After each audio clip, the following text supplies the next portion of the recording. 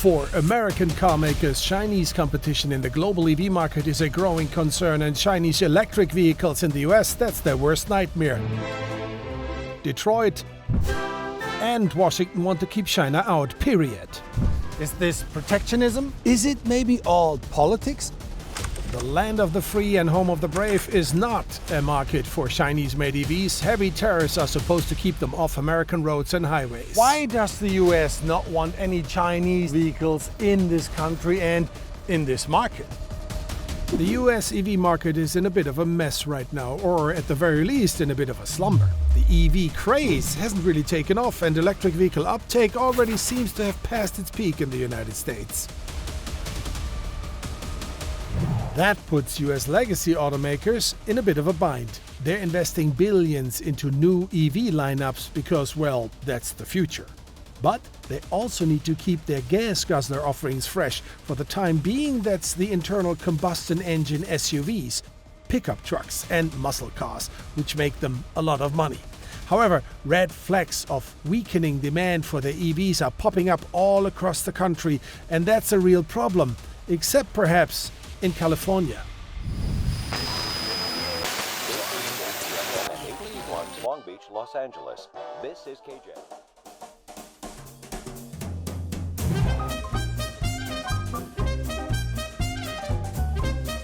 California remains something like the holy land in terms of EV acceptance and EV adoption rates in the US. The Golden State, a beacon for EV enthusiasts and environmentally conscious drivers, California not only boasts robustly increasing EV sales, but also a solid and ever-expanding charging infrastructure, at least compared to the rest of the country. California tops all other states with 44,000 public charging stations to date. That's out of a total of just 61,000 public charge points nationwide. Sounds not too bad, but according to the state's projections, California will need around 1 million public charging stations by 2030. That's a tall order. And then there's Los Angeles. LA is an El Dorado when it comes to EV adoption rates. The city takes the top spot for the highest number of registered EVs in California and the entire nation. So it's no surprise that California also takes the crown nationwide with 1.2 million registered electric vehicles. That's 5 to 15 times more than any other state in the US. EVs are everywhere in and around LA and the entire state. Getting stuck in notorious LA traffic with your internal combustion engine gas guzzler is so yesterday. Nowadays, more and more Los Angelites and Californians go bumper to bumper in their autopiloted and full self-driving Teslas. Hello from California. I brought my electric vehicle. It's a rental, of course. This is a Chevy Silverado, but the rental company didn't have anything else available. No Teslas or anything else. Absolutely no Chinese alternatives. Chinese electric vehicles are a no-go here in the US. Why is America maybe so afraid, or at least opposed to letting Chinese vehicles into the country? Off to Detroit, Michigan. If you could buy a new car tomorrow, EV or gas? EV. So I would probably go with gas. Electrical vehicle. Why? Because it's more friendly to the environment. Gas. Why? I don't even know. I don't even drive a car. I don't even know why I said that.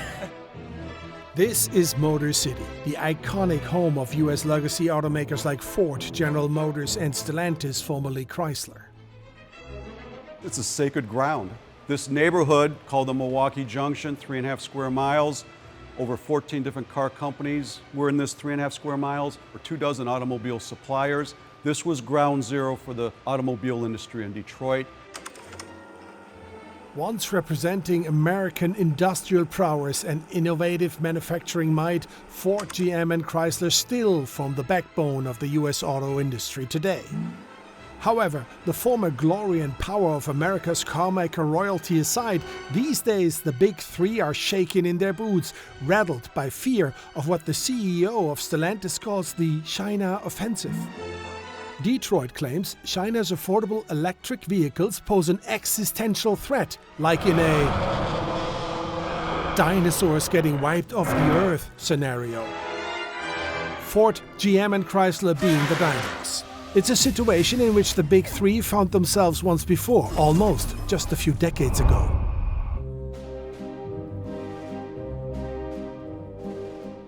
Meet Dave Marchioni. Welcome to Detroit and to the Detroit Historical Society. The venue that we're about to step into now is called America's Motor City, which Detroit was and really still is. Dave had a successful engineering career spanning decades in the automotive industry. Now he's looking at what is and what will be in the US auto market through the lenses of a historian. The threat cheap Chinese EVs pose to US automakers reminds him of a time when Japanese car makers caused havoc for the US automotive industry. So in the 60s and 70s, we had Toyotas, but they weren't really what Detroit automakers considered competitive. You asked for it. Your money's worth and more. The Toyota Celica. If you can find a better built small car than Toyota, buy it. We bet you can. As those cars got better in the 80s and 90s, it became much more of a threat. Good look at the first Nissan Maxima SE and find a lot of car. The new Nissan Maxima SE. A car built to perform on the track is a lot of car for the road. And I don't think it was, and this is just me talking out of school, but I don't think it was taken seriously until it was almost too late. That's not a mistake Ford, GM and Stellantis/Chrysler intend to make again. Chinese EV producers pushing for entry into the US market. But Detroit knows right now it can't compete with China's overwhelming strength in the low-cost electric vehicle segment. For now, US car makers have nothing to offer that could compete against EVs like this one here. BYD's Seagull with a starting price of under $11,000.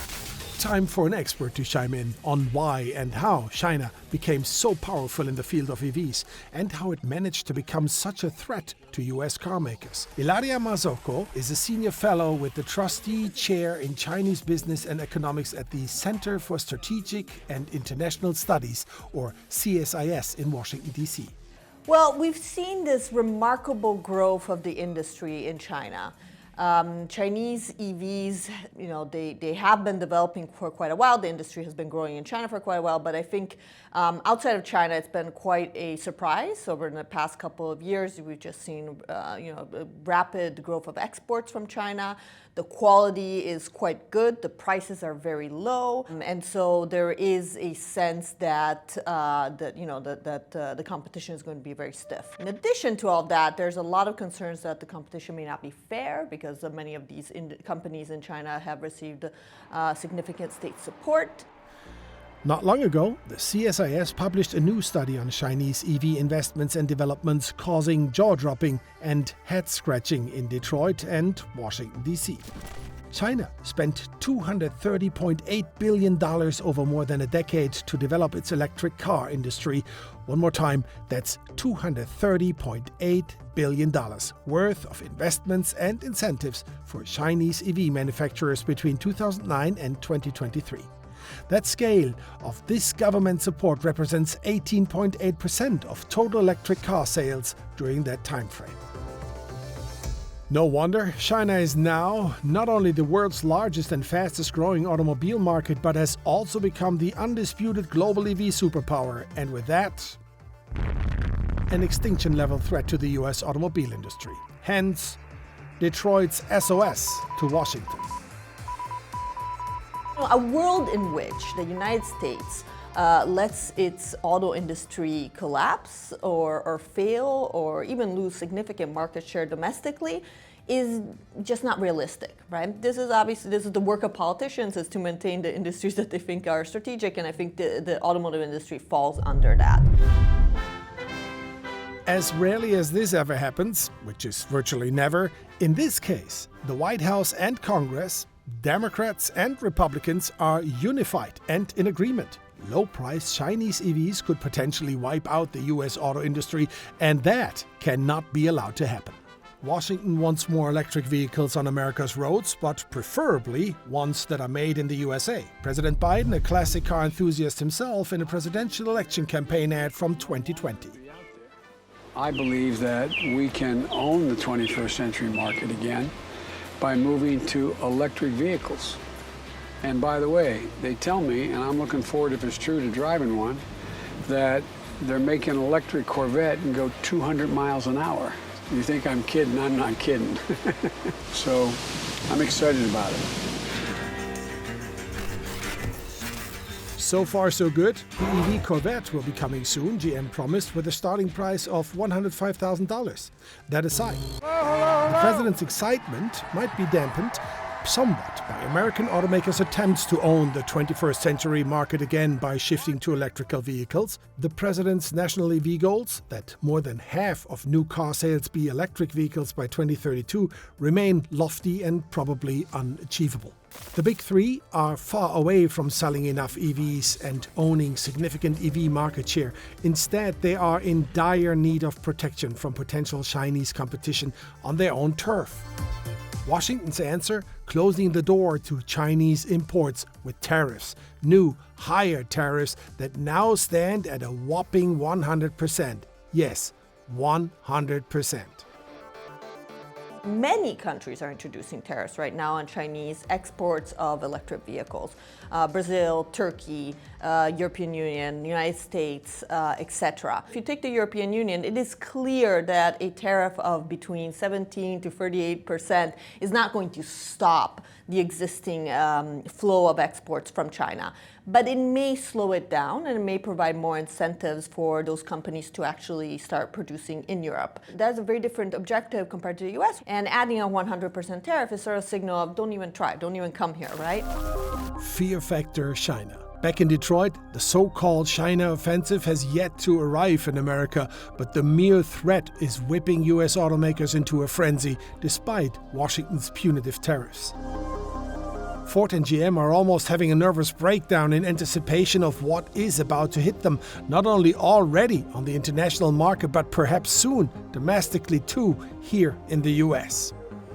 Long gone are the good old days of American car manufacturing. What nowadays appears as a simpler yet golden era of American industrial might and invincibility, all that is, well, history. US legacy automakers are being forced yet again to re-evaluate their mid- and long-term strategies when it comes to electric vehicles. That's on top of trying to stay nimble in their approach to internal combustion engine vehicles, which are still the all-important moneymakers for them. If history teaches anything, you don't want to be too far ahead or too far behind.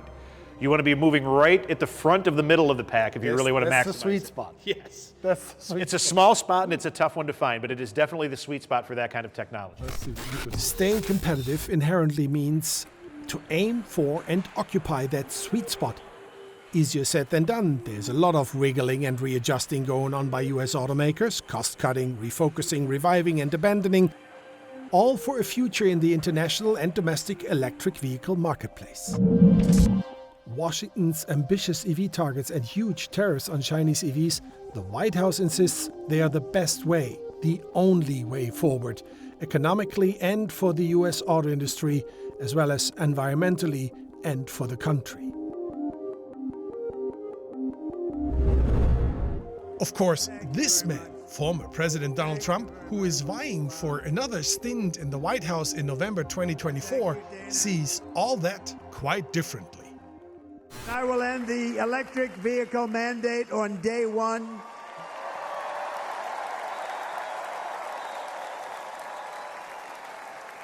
Thereby saving the U.S. auto industry from complete obliteration, which is happening right now, and saving U.S. customers thousands and thousands of dollars per car. And right now, as we speak, large factories, just started, are being built across the border in Mexico. So with all the other things happening on our border, and they're being built by China to make cars and to sell them into our country. No tax, no anything. Most of the former president's statement is inaccurate, a stretch at best. US car makers are not facing complete obliteration by investing into EV technology and by building electric vehicles. And Chinese EV manufacturers like BYD are not building any factories in Mexico, at least not yet. We haven't actually seen any Chinese EV companies set up a factory. There have been rumors that BYD has been looking into this. I must say BYD has now made announcements and committed to building several new factories globally. So this would be, quite a stretch to add another factory to their list, but they are quite ambitious. However, Chinese EVs eventually being built in Mexico for the US market, that's quite possible and could pose a big problem down the line. We're back in California. So welcome to the trenches in the trade war between the US and China. Why is this a thing when we talk about electric vehicles? The US is really concerned about Chinese companies like BYD, for example, setting up shop in Mexico, over there in Tijuana or anywhere else in Mexico, and then using the US-Canada-Mexico trade agreement as a way to import their products, their cars into the US. Would be maybe good for the consumers, but then who cares about the consumers, it seems?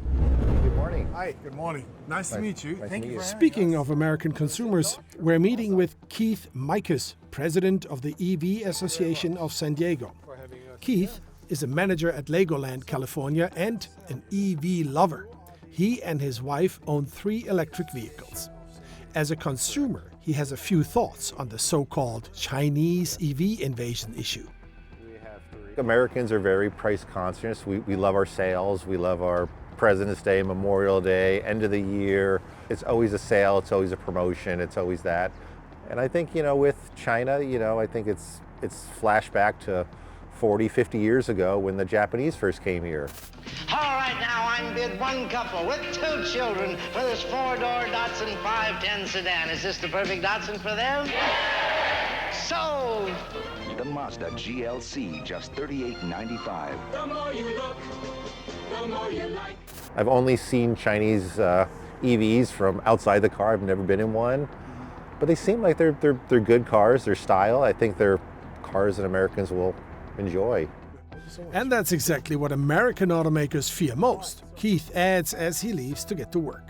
Hundreds of thousands, if not millions, of American consumers would probably flock to affordable Chinese electric vehicles, just as quickly as several US cities and communities did a few years ago when BYD offered and sold them buses. For their public transportation networks, low-price Chinese electric vehicle tech in buses manufactured in California. It worked for a while until it didn't anymore. BYD was shut down, kind of. Well, guess what? It's not Build Your Dreams. BYD is right here in Lancaster, California. But what are they doing here? They build coach and buses. Now, in 2019, the Trump administration decided that this can't happen anymore. BYD shouldn't produce any buses for the American market anymore, and also shouldn't produce here. So Trump decided to put a kibosh on this. What is BYD doing now? They're actually just working off the order volume they received until 2019. That's what they can still do here. After that, who knows what's become of BYD coach and buses?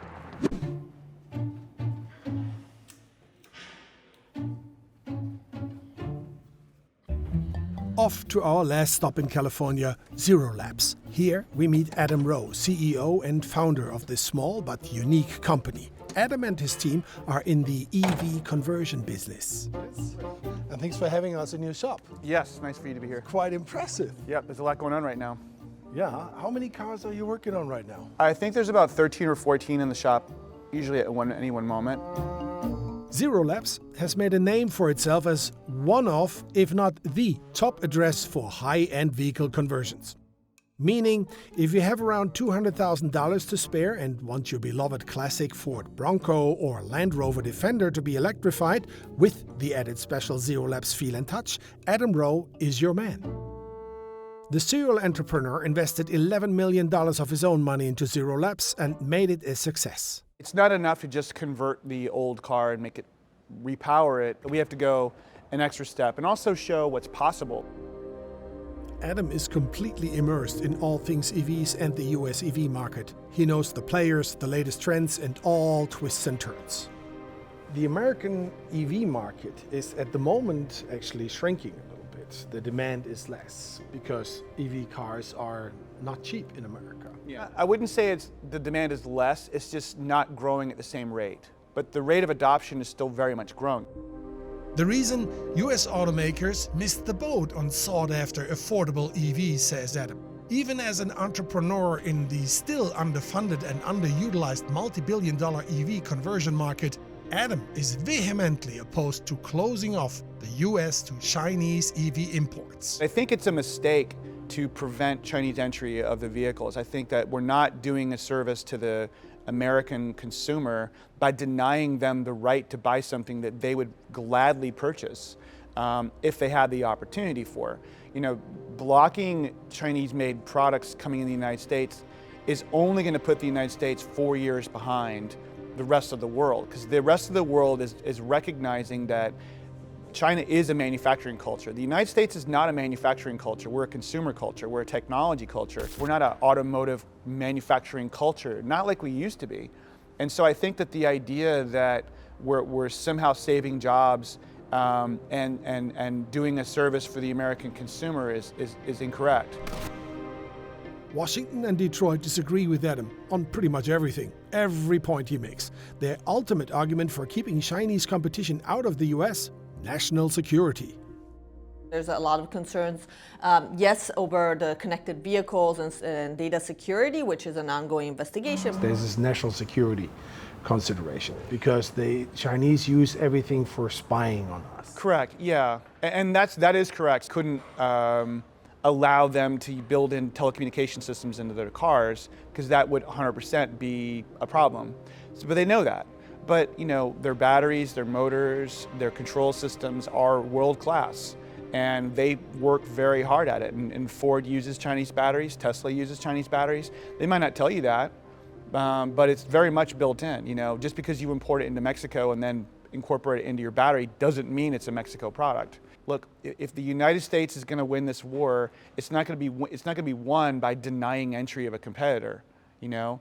The American consumer is very resilient. They're going to buy what they want to buy. We leave Zero Labs and Adam with one final thought.